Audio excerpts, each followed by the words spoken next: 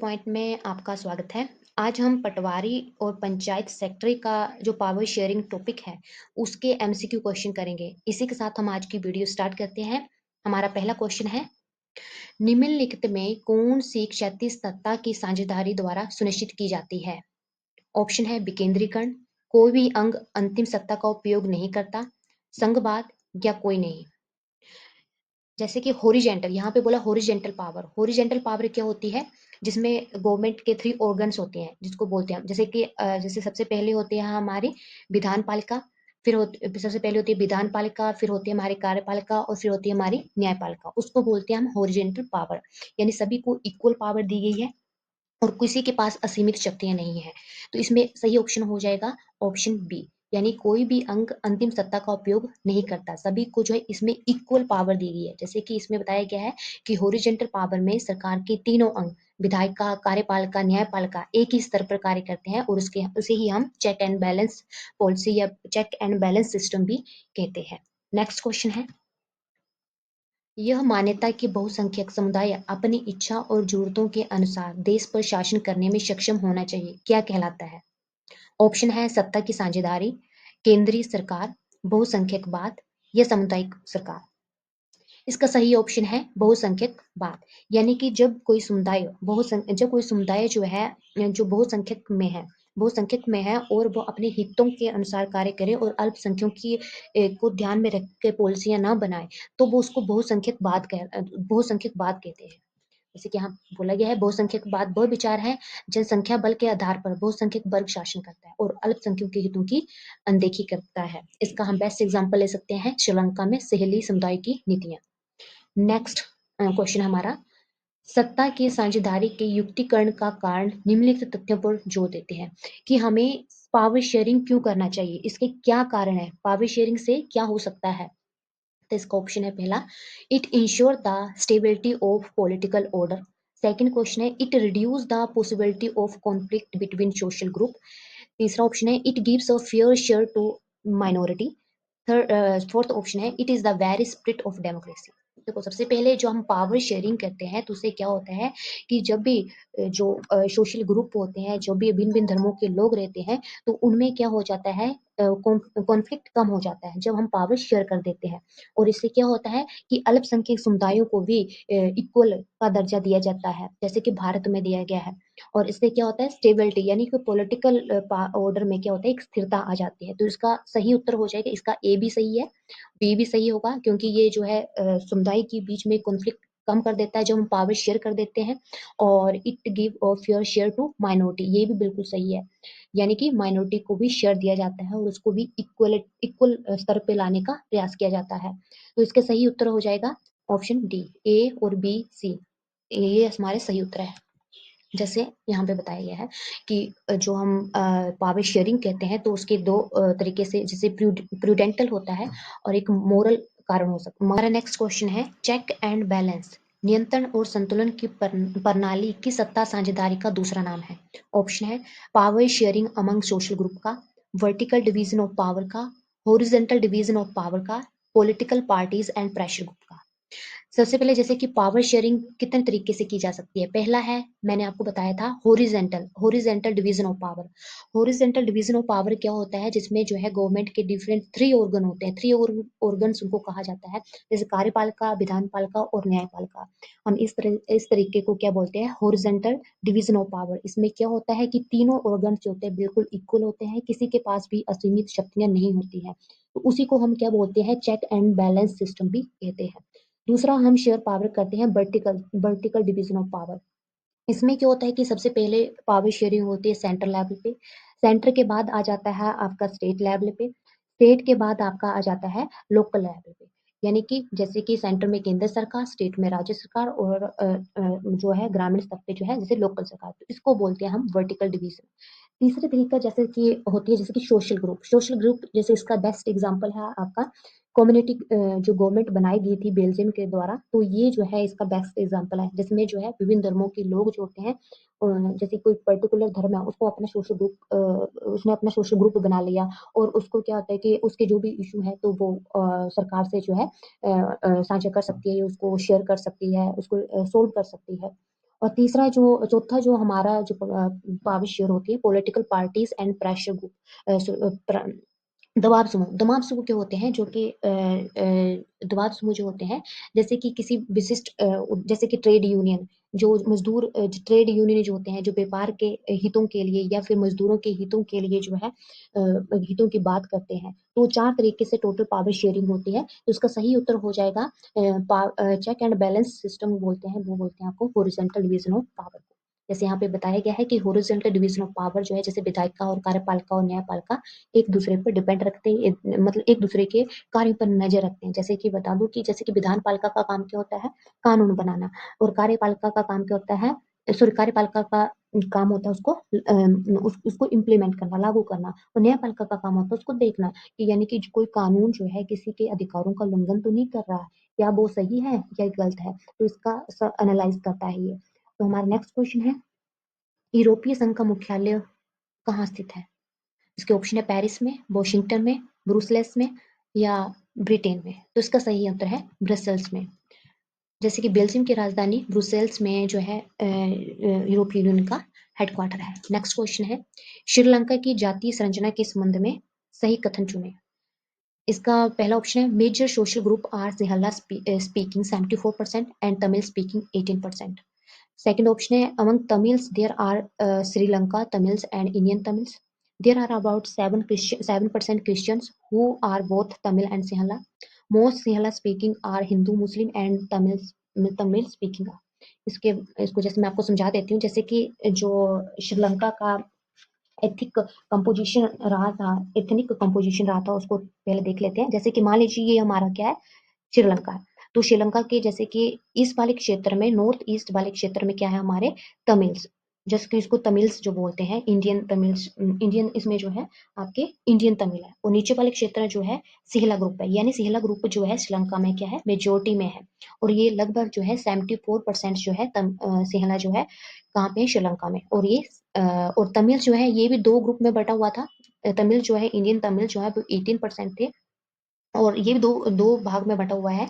जैसे कि एक भाग जो है इसका श्रीलंकन तमिल, और दूसरा जो है इंडियन तमिल्स।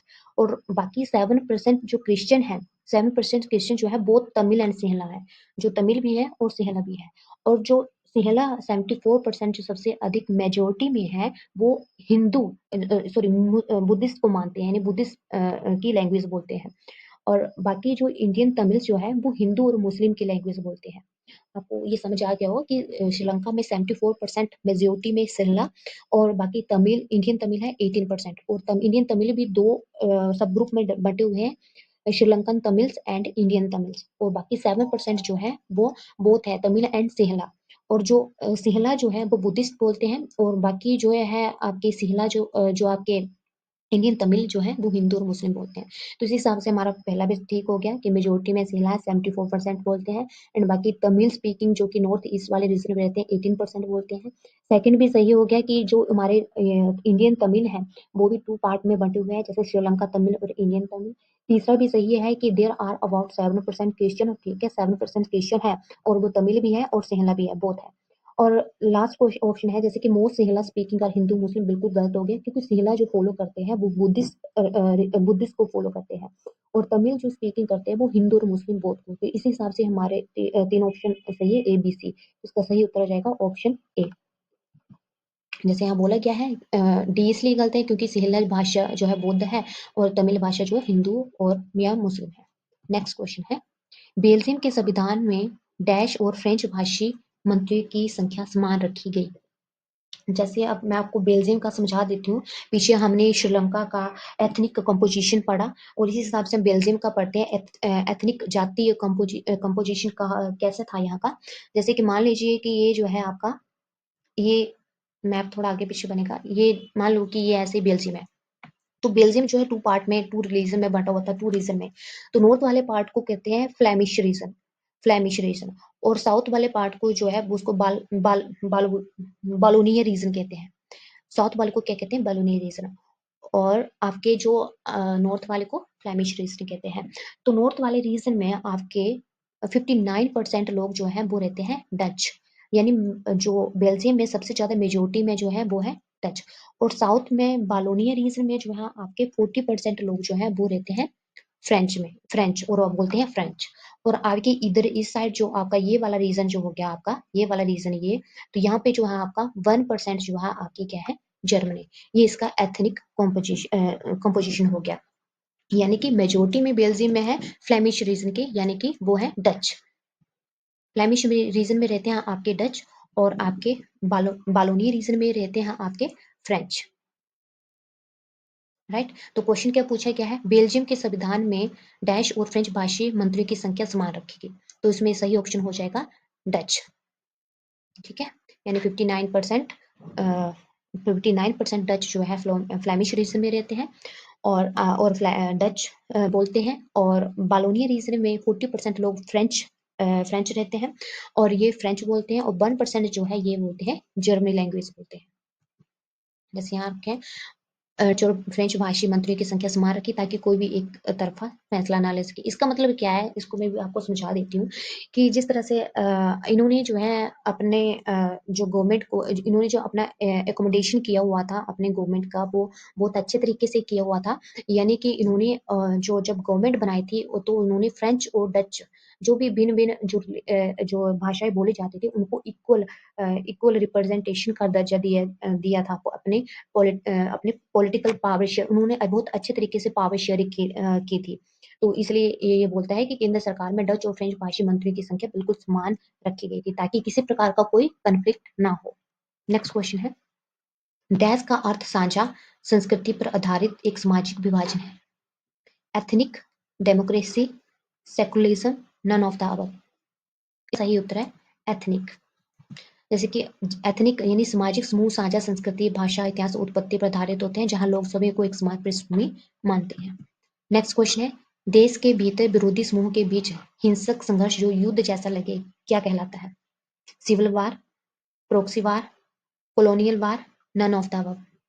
इसका सही उत्तर है सिविल वार।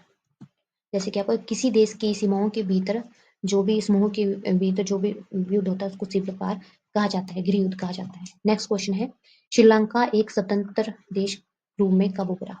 ऑप्शन है 1949, 1950, 1948, 1951। इसका सही ऑप्शन है सी, 1948। श्रीलंका ने 4 फरवरी 1948 को ब्रिटिश शासन से स्वतंत्रता प्राप्त की थी। नेक्स्ट क्वेश्चन है, 1970 और 1993 के बीच बेल्जियम के संविधान में कितनी बार संशोधन किया गया था? ऑप्शन है 2 बार, 3 बार, 4 बार या 5 बार। इसका सही उत्तर है 4 बार। बेल्जियम ने जो है, जैसे कि मैंने आपको पहले बोला था कि बेल्जियम में जैसे डच भी बोलते हैं, फ्रेंच भी बोलते हैं, जर्मनी भी बोलते हैं, तो इन सबको जो है इक्वल पावर शेयरिंग की हुई थी। तो इसी के हिसाब से ये समय-समय पर जो है अमेंडमेंट करते रहते थे। तो इसीलिए इन्होंने 4 बार टोटल जो है अमेंडमेंट किया हुआ है। नेक्स्ट क्वेश्चन है, डैश हिली को एकमात्र आधिकारिक भाषा बनाने का अधिनियम पारित हुआ। अब इसी क्वेश्चन, जैसे कि ऑप्शन 1956, 1967, 1997, 1943। अब इसी क्वेश्चन में आपको मैं इनका जो श्रीलंका का जो बहुसंख्यकवाद है, किस तरह से यहाँ की गवर्नमेंट थी, उसी के बारे में समझा देती हूँ। जैसे पहले हमने पीछे पढ़ा है कि सिंहला मेजोरिटी में है श्रीलंका में, और माइनॉरिटी में कौन है? हमारे तमिल, इंडियन तमिल। तो जब सिंहला पावर में आता है, तो उन्होंने क्या किया कि केवल सिंहला जो सिंहला भाषी लोग हैं, सिंहला के लोग हैं, उन्हीं के फेवर में काम करना शुरू कर दिया। इन्होंने क्या किया कि 1956 में क्या किया कि सिंहला को जो है ऑफिशियल लैंग्वेज डिक्लेयर कर दिया। सिंहला को जो है जैसे कि रिजर्वेशन, जॉब में रिजर्वेशन देना शुरू कर दिया, और बुद्धिस्ट को जो है स्टेट रिलीजन बना दिया, और तमिल तमिल को जो है इन्होंने जो है निम्न स्तर पे रखा। तो इसलिए जो है फिर श्रीलंका में क्या होता है कि सिंहला और तमिल के बीच में कॉन्फ्लिक्ट पैदा हो जाती है, और फिर जो तमिल जो है, इंडियन तमिल जो है, वो अपना अलग पार्टी बना लेते हैं। उसको हम बोलते हैं लिट्टे, LTTE, liberation tiger of Tamil Eelam. तो इन्होंने जो है अपनी पार्टी बना ली। फिर बाद में ये जो है इनके बीच में कॉन्फ्लिक्ट होता है, फिर सिविल वार में कन्वर्ट हो जाता है। तो इसकी सबसे सही आंसर है 1956। 1956 अधिनियम द्वारा सिंहली को आधिकारिक भाषा बनाया गया। तमिल भाषा की उपेक्षा की गई, जिससे तमिल क्षेत्र में कॉन्फ्लिक्ट पैदा हो गया, और फिर बाद में सिविल वार में कन्वर्ट हो गया। नेक्स्ट क्वेश्चन है, तो इसी के साथ हमारी आज की वीडियो समाप्त होती है। कल हम पावर शेयरिंग और जो पावर शेयरिंग के क्वेश्चन बच गए हैं और हम फेडरेशन के क्वेश्चन हैं, इन टॉपिक को कंप्लीट करेंगे। इसी के साथ धन्यवाद।